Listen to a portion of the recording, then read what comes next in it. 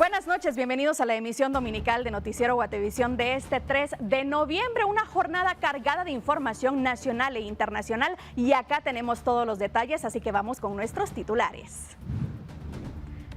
Alerta climática, INCIBU me advierte sobre lluvias persistentes y frentes fríos en noviembre. Autoridades instan a la población a prepararse para cambios bruscos en el clima. Incendio consume 7 casas en la colonia La Selvita, zona 6. Pérdidas estimadas en 150,000 quetzales. Bomberos voluntarios lucharon durante horas para controlar las llamas. Conflicto por aumento salarial. Gobierno propone un 10% de incremento al salario mínimo, pero el sector privado y sindicatos demandan una revisión. Apoyo tras inundaciones que ya suman 220 muertos. Robinson López gana la 63ª Vuelta Ciclística a Guatemala y da a Colombia su triunfo 34. El guatemalteco Mardoqueo Vázquez destaca como el mejor ciclista nacional.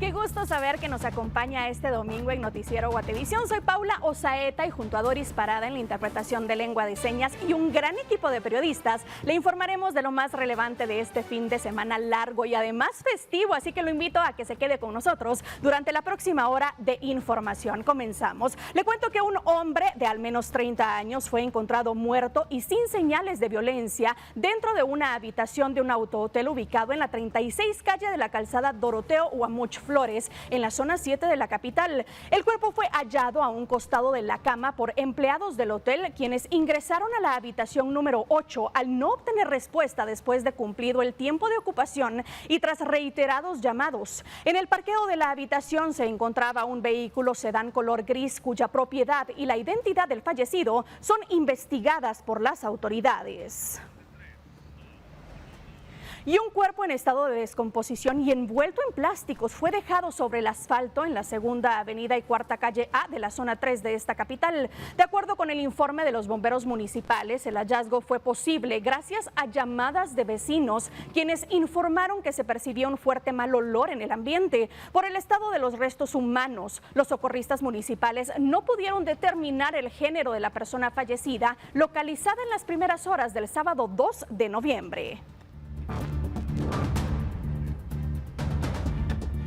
Y un hombre que se desplazaba en una motocicleta murió sobre el arriate central de la 13 Avenida y 34 Calle de la colonia Bambi 1 en la zona 7. De acuerdo con el informe de los bomberos municipales, el hombre tenía 29 años y falleció a causa de múltiples heridas de bala. El ataque ocurrió la madrugada de este sábado 2 de noviembre. Y así fue la detonación controlada de una granada de fragmentación en un terreno baldío realizada por agentes de la División de Investigación y Desactivación de Armas y Explosivos. ¡Fuego en el área! ¡Fuego en el área! ¡Fuego! El explosivo fue incautado a Santos N., de 19 años, quien fue detenido durante un patrullaje de seguridad en el barrio La Samaritana, El Progreso, en Jutiapa. La granada fue catalogada como K400 de operación manual y uso exclusivo de las fuerzas de seguridad. Y le cuento que 29 adultos y 17 menores de distintas nacionalidades fueron detenidos junto a 2 presuntos coyotes en el kilómetro 40.2 de la autopista Palín-Escuintla. El grupo de migrantes estaba compuesto por 33 venezolanos, 8 salvadoreños y 5 ecuatorianos. Eran trasladados por 2 supuestos coyotes en un autobús, quienes fueron identificados como Herbert N., de 41 años, y Guillermo N., de 20. Según las autoridades de la División de Puertos, Aeropuertos y Puestos Fronterizos y la Subdirección General de Análisis de Información Antinarcótica, estas personas ingresaron al país de manera irregular, evadiendo las leyes migratorias, por lo que fueron remitidas al albergue del Instituto Guatemalteco de Migración, ubicado en la zona 5 de esta capital. Y esta mañana un tráiler quedó atrapado bajo el puente de la Universidad de San Carlos en la zona 12 del periférico, lo que generó importantes complicaciones en la conexión vehicular hacia la colonia La Reformita. Según informó la Policía Municipal de Tránsito, el conductor del tráiler se equivocó de vía al final del anillo periférico, quedando atrapado en dirección al centro de la ciudad. Amílcar Montejo, representante de la PMT, indicó que se están evaluando los daños ocasionados a la estructura del paso a desnivel. Las autoridades trabajaron con la ayuda de grúas en la liberación del tráiler. Y mire, viajar a Escuintla o a la capital del país se ha convertido en toda una odisea para los pilotos que deben enfrentar horas de cola o, en el mejor de los casos, un tránsito lento por el municipio de Chicacao para salir hasta la aldea Nahualate. Actualmente solo se puede acceder por el municipio de Chicacao debido a que el COCODE de la aldea Montellano bloqueó el paso por los daños en la vía.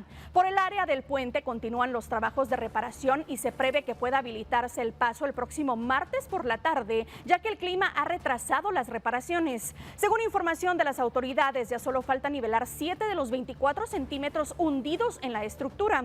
Se cuenta con apoyo de la iniciativa privada que ha donado mano de obra y maquinaria para que la reparación se agilice.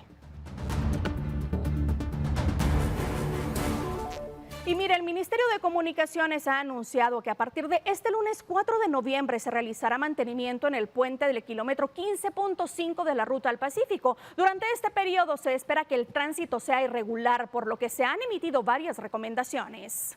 A partir de este lunes 4 de noviembre, desde las 6 de la mañana, el paso por el puente Enrique Tejada Gual, ubicado en el kilómetro 15.5 de la CA9 Sur en Villanueva, será irregular debido a trabajos de mantenimiento y reparación, los cuales se estima finalicen el domingo 10 de noviembre a las 11 horas.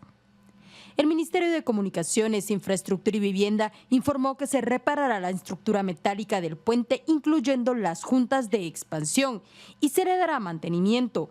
Este puente se encuentra en el ingreso a la cabecera del municipio, donde en 2022 se registró el primer socavón en la zona. Han indicado que estarán laborando únicamente en un carril. Habrá un carril habilitado para que el tránsito pueda ingresar a nuestro municipio. Sabemos que en su momento se pueda generar un fuerte impacto en el tránsito vehicular. Los agentes de la PMT de Villanueva estarán trabajando para mantener la regulación y ordenamiento vehicular y, por supuesto, brindarle seguridad vial a las personas que estarán trabajando sobre el paso a desnivel. Covial y la PMT de Villanueva también anunciaron que a partir del 10 de noviembre se comenzará a desmontar el puente provisional del kilómetro 17.5 de la ruta CA9 Sur. En ese punto, en 2023 se formó otro hundimiento que colapsó el paso total. Ahora se buscará construir el segundo puente, que está pendiente y que fue adjudicado durante el gobierno de Alejandro Yamatei por un monto de al menos 18 millones de quetzales. Este puente no ha sido entregado, a pesar de que se aseguró estaría listo durante la primera quincena de enero del presente año. Los trabajos van a extenderse ya que se estará construyendo la segunda fase del puente en ese sector. La Policía Municipal de Tránsito de Villanueva apoyará en la regulación y ordenamiento vehicular. Hemos mencionado que durante la mañana, en las horas pico, se activará un carril reversible hacia la ciudad capital y el retorno de la jornada de labores de las personas se estará habilitando hacia el sur. Pero sí recordemos que se darán complicaciones de tránsito vehicular en el sector, por lo que recomendamos a las personas utilizar vías alternas, por ejemplo, llegar a Matitlán, buscar la ruta hacia Villacanales para desplazarse en otros municipios, ya que el casco urbano de nuestro municipio no tiene la capacidad de recibir más de 275,000 vehículos que diariamente se desplazan en la ruta CA9. El transporte pesado que se dirige hacia el sur de la ciudad capital debe de ingresar en San José Villanueva para llegar a La Mate, esto en la radial 16, y desplazarse al kilómetro 21 de la ruta CA9 con dirección al sur.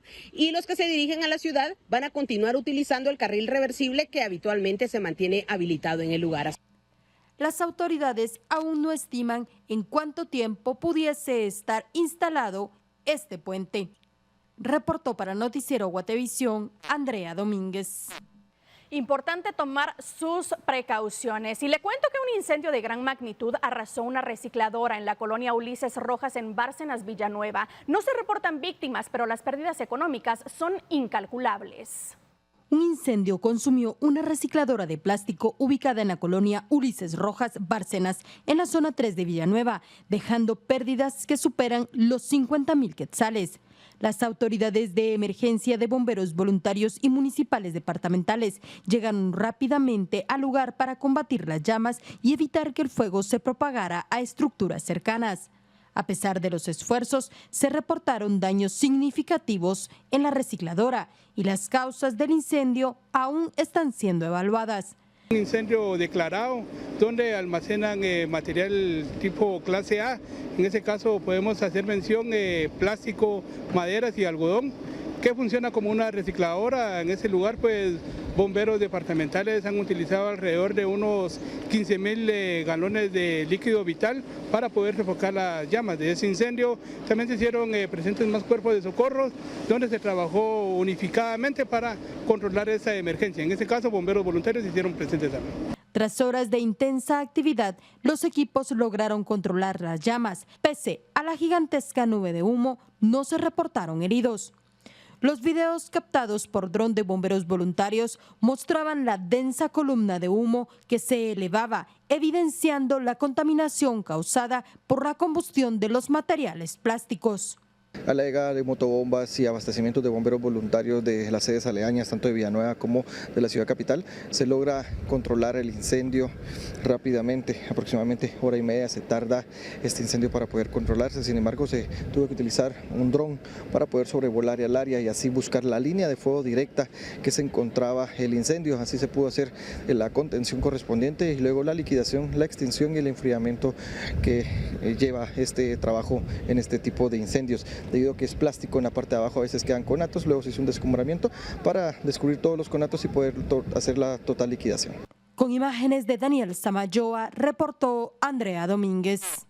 Y otro incendio se registró en la 21 Avenida B de la colonia La Selvita, en la zona 6 de la ciudad de Guatemala. Bomberos voluntarios trabajaron durante varias horas para sofocar las llamas que se desataron en un barranco ubicado al lado de una escuela. El siniestro, que comenzó por un cortocircuito, resultó en la quema de 7 casas y se estima que las pérdidas ascienden a 150.000 quetzales. Los rescatistas utilizaron más de 15.000 galones de agua para controlar el fuego. Durante la operación se logró rescatar a 2 perritos que se encontraban atrapados en una habitación rodeada por las llamas. Los animales fueron atendidos en una ambulancia por quemaduras y posteriormente entregados a su propietario. Y ponga mucha atención, el INSIBUME informó que en noviembre persistirán las lluvias y las bajas temperaturas. También se anticipa la llegada de hasta 3 frentes fríos, lo cual podría agravar las condiciones climáticas. El INSIBUME ha indicado que las precipitaciones persistentes continuarán en el país, lo que podría intensificar las condiciones climáticas y afectar diversas regiones. Las autoridades recomiendan a la población estar alerta y prepararse para posibles cambios bruscos en el clima. Ya a partir de la próxima semana esperaríamos que la lluvia tienda a disminuir en lo que es regiones del norte, pero siempre con la posibilidad de que se presenten en horas de la tarde, pero ya en menor cantidad y ocurrencia. Ya mientras que en regiones del sur la probabilidad de lluvia se incrementa asociado a que como ya la presión ha disminuido, ya tenemos ingreso de humedad de ambos litorales y el calentamiento diurno más la orografía de la zona pues favorece el incremento y desarrollo de nubes, por lo que las lluvias se estarán presentando. Durante noviembre se podrían registrar hasta 3 frentes fríos que afectarán principalmente el occidente del país. Condiciones que van a predominar ahorita en el territorio nacional no son favorables para descensos importantes en la temperatura. Realmente para que se den importantes descensos en la atmósfera o en los suelos también tienen que estar, ya no tienen que haber lluvias, los suelos ya con poco porcentaje de humedad y cielos despejados. Pero sin embargo, asociado al viento que hemos mantenido del norte, sí hemos tenido pues un ambiente frío en horas de la noche y madrugada en regiones del altiplano central y el occidente. Y es el occidente, donde se dan los descensos más importantes durante la temporada. Pero para estos días pues podríamos estar manejando temperaturas lo más bajas entre los 5 a 7 grados Celsius. Las autoridades esperan que la temporada ciclónica finalice el 30 de noviembre. Ante ello y la llegada de frentes fríos, se pide tomar precauciones especialmente en áreas vulnerables a inundaciones y deslizamientos y mantenerse informados a través de canales oficiales. Con imágenes de Daniel Samayoa, reportó Andrea Domínguez.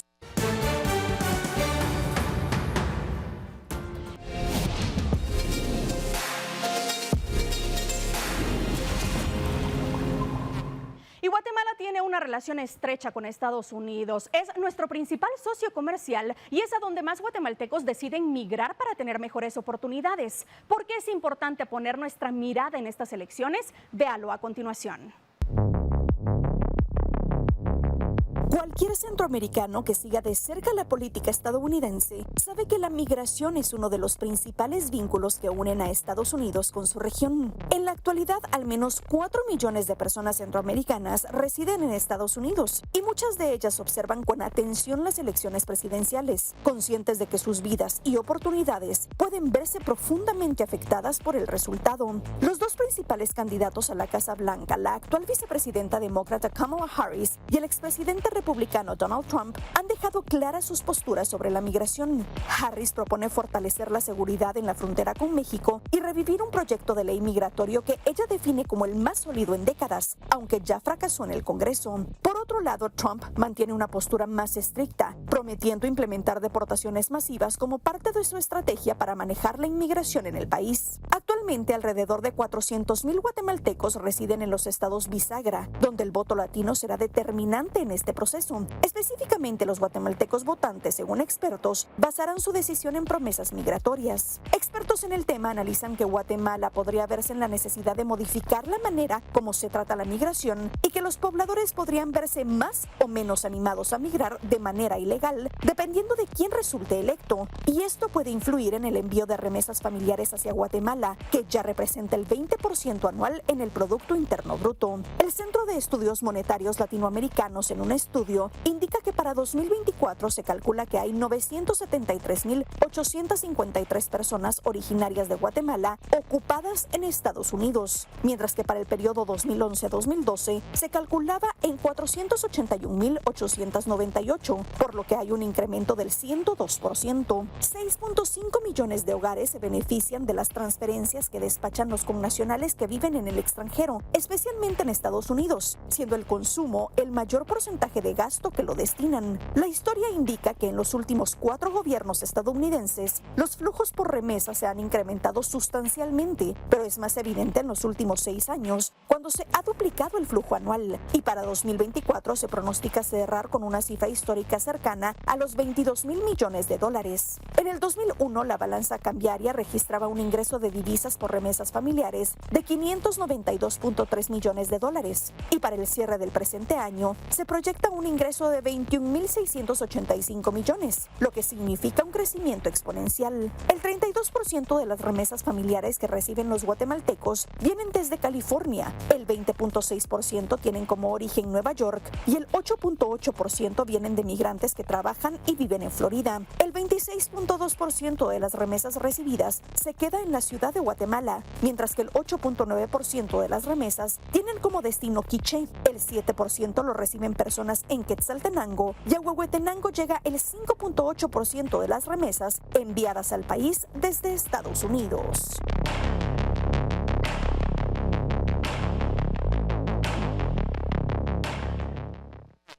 Las relaciones comerciales entre Guatemala y Estados Unidos se han consolidado durante los últimos 20 años con la suscripción del Tratado de Libre Comercio. La balanza muestra un crecimiento positivo y no se esperan mayores cambios ante la llegada de las nuevas autoridades que saldrán electas. Para 2004, las exportaciones de Guatemala hacia Estados Unidos alcanzaban los 2,660 millones de dólares y para el cierre del 2023 se situaron en 4,369 millones, lo que equivale a un crecimiento del 60% 64.2% en ese periodo.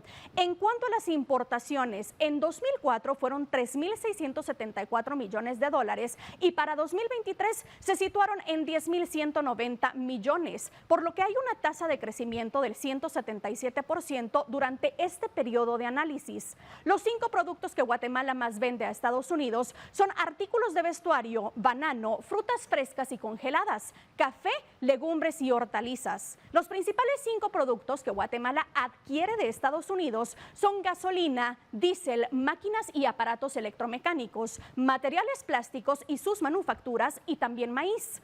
Según el Banco de Guatemala, la economía estadounidense estaría creciendo en 2024 en 2.7% y para 2025 en 1.9%. En cuanto a lo que pueda ocurrir en el resultado electoral, para ambos casos, el tema fiscal en ese país seguirá siendo un desafío, ya que se estaría incrementando el déficit fiscal. Y mire, cámara, gracias por continuar con nosotros. Mire, el gobierno propuso aumentar el salario mínimo para el 2025, pero el CACIF considera que el porcentaje seleccionado no responde a la realidad del país. Mientras tanto, dirigentes sindicales dicen que no puede ser más bajo y piden otras condiciones. La propuesta del gobierno para el aumento del salario mínimo no responde a la realidad del país, indicó Guido Ricci, director de Asuntos Laborales de CACIF y representante del sector empleador en la Comisión Nacional del Salario. En tanto, el sector exportador, representado en AGEXPORT, hizo un llamado para que la decisión de incremento salarial propuesta sea revisada y responda a la necesidad de fomentar el empleo formal. En sus argumentos, el representante del sector empleador mencionó que el gobierno no considera que el promedio de los salarios en Guatemala es cercano o más bajo que el mínimo. Además, elevar este último sin considerar la baja productividad de los trabajadores acrecentará la brecha entre los salarios reales y el salario mínimo, aspecto que significará más informalidad. Expresó que para salir de ese círculo vicioso debe fomentarse la inversión de capital y la capacitación de los trabajadores. El sector empleador había propuesto un aumento de 3.07% para las actividades no agrícolas y de maquila y de exportación para la circunscripción económica 1 y de 1.5% para la circunscripción económica 2. En tanto, para las actividades agrícolas propusieron que se mantenga el mismo salario mínimo del 2024 sin aumento. El sector patronal ha insistido en la necesidad de implementar una política nacional de empleo que tome en consideración una revisión periódica, no necesariamente anual, de los salarios mínimos. Algunos de los impactos mencionados son el aumento de costos, pérdida de empleos y aumento de la informalidad, principalmente en micro, pequeñas y algunas medianas empresas. Y en el caso de vestuario y textiles, temen que más empresas extranjeras decidan trasladar sus fábricas de confección hacia otros países cercanos o incluso regresarlas a Asia. Con información de Rosa María Bolaños para Noticiero Guatevisión, Paula Osaeta. Y le cuento que esta semana el MAGA declaró estado de emergencia de sanidad animal por el ingreso del gusano barrenador al país. Además, la Corte de Constitucionalidad ordenó a la Corte Suprema de Justicia sesionar diariamente hasta que se llegue a un consenso para elegir al presidente del órgano judicial. Y miles de guatemaltecos disfrutaron de los tradicionales barriletes gigantes y visitaron las tumbas de sus difuntos. Todo esto y más lo revisamos en la semana en detalle.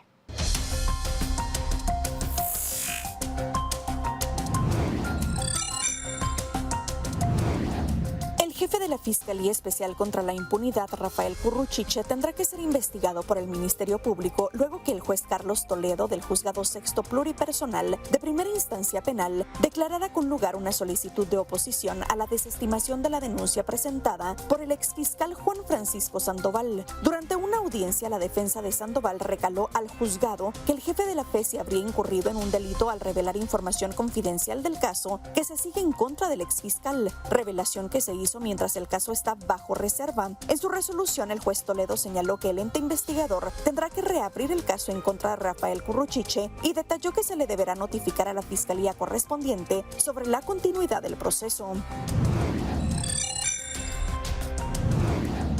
El MAGA declaró estado de emergencia de sanidad animal por el el ingreso del gusano barrenador, detectando el primer caso después de 30 años. Las autoridades guatemaltecas confirmaron el surgimiento de un caso en Izabal, por lo que se implementan medidas de control y protocolo sanitario en el territorio nacional. El personal podrá retener, retornar y hasta sacrificar animales que puedan propagar esta larva. Los gusanos barrenadores se originan cuando una mosca portadora deposita sus larvas en alguna herida con sangre expuesta o mucosas de animales de sangre caliente, pero aseguran que el producto derivado no enfrenta riesgos.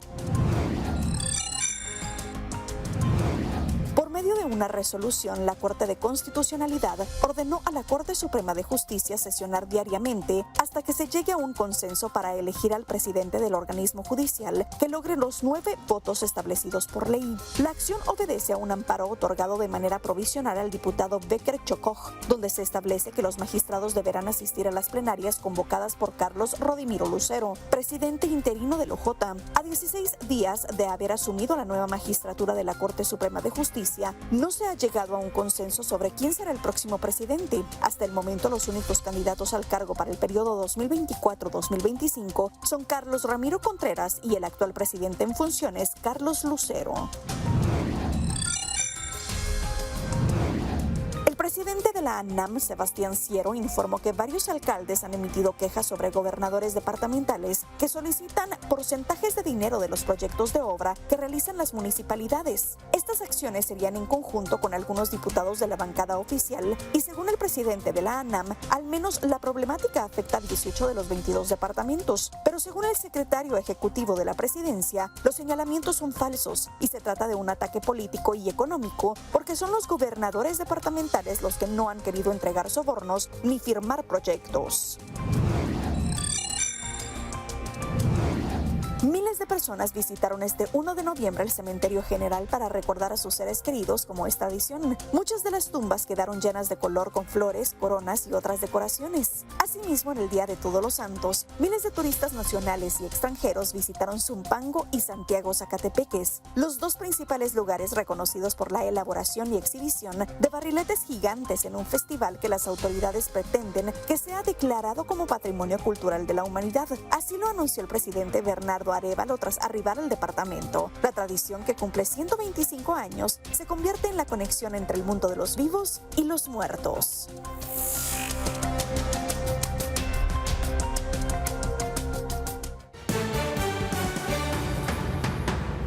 Desesperación.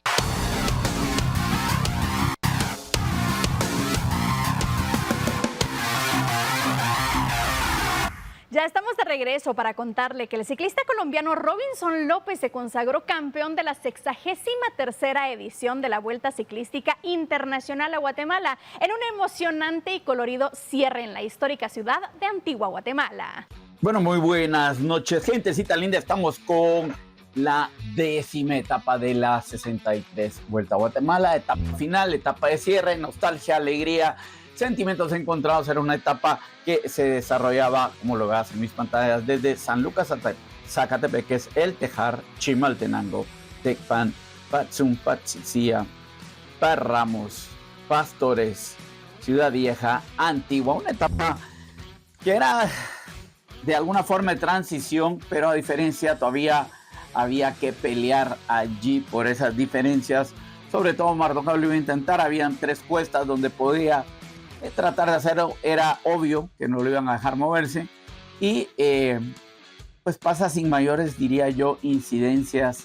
La competencia, escaramuzas, claro, como siempre una etapa muy rápida, se corrió a un ritmo de 43 kilómetros por hora, caídas, hay un par de ciclistas con caídas, uno logra entrar a meta, el otro fue movido en la ambulancia, y pues son cosas de el ciclismo. Pero antes de entrar a detalles cómo quedó la etapa, creo que es de notar primero 2 cosas. Uno es la presencia de 4 equipos colombianos que son Continental, UCI Continental, así se le conocen, tienen que tener cierta plantilla y participar en ciertos eventos con mucha calidad. O sea, eso hace que la vuelta y el nivel de Guate fue durísimo. Notable entonces el segundo lugar en la general de Mardo, creo que luego lo veremos oficialmente, pero me parece lo notable de esta vuelta. Y el segundo aspecto, que obviamente había que mencionar es la cantidad de gente, el público, la algarabía que se vivió en esta Vuelta a Guatemala. Es impresionante la cantidad de gente que había en meta de llegada hoy. Impresionante la cantidad de gente que había en la cronoescalada de ayer en el mirador de Santa Elena Verías. No digamos el día del periférico. Y así puedo ir mencionando cada una de las etapas. Mis respetos, aplauso para mi gente linda de Guate, a todos los chapines de corazón. De verdad que los comentaristas internacionales están con la boca abierta de el espectáculo en las llegadas, en las salidas. Mencionaba hoy el tico que corre para Canels, que él ha corrido en muchos lugares, pero ninguna llegadas son como las de Guatemala, imagínate. Es un tico que corre para el Canels Turbo, que han dado en muchos países, y que mencione esto de nuestra vuelta, pues lo hace lindo, ¿verdad? Eso es, yo creería que las notas sobresalientes de esta vuelta. Y como lo decíamos, ¿verdad? Mardoqueo luchó hasta el final. Creo que le hizo falta, como lo decía Alfredo Apacajá, el técnico del equipo Hino, alguien más que lo acompañara ahí en montaña. Difícil porque la diferencia entre Mardoqueo y los demás chapines es amplia. Muy bien el equipo de Corabaños, también nacional, hizo eso, su papel. Tenía 2 cartas buenas, pero no lograron estar ahí en la pelea. Y por supuesto también el resto de equipos nacionales, mis respetos. O sea, correr una Vuelta a Guatemala es otro nivel. Entonces, felicitaciones, aplauso de campeones para todos los equipos nacionales, de verdad, por el hecho de participar, por el hecho de estar, por el hecho de alguien decía una vez, independientemente de la pelea que hay ahí arriba, por el podio, por los tiempos, ese último que viene peleando contra el reloj, en el sentido de llegar y quedar fuera, y aunque vengas último en la lista, no te importa, porque tu meta es terminar la vuelta, a diferencia de arriba que la están peleando. Pero bueno, de verdad, un aplauso muy grande a toda mi gente linda de Guatemala.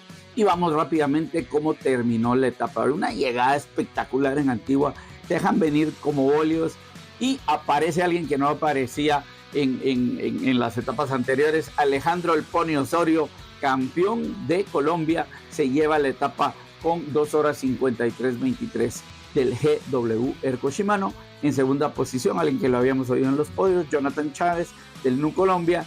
Y en tercera posición, Richard Huerta del Best PC.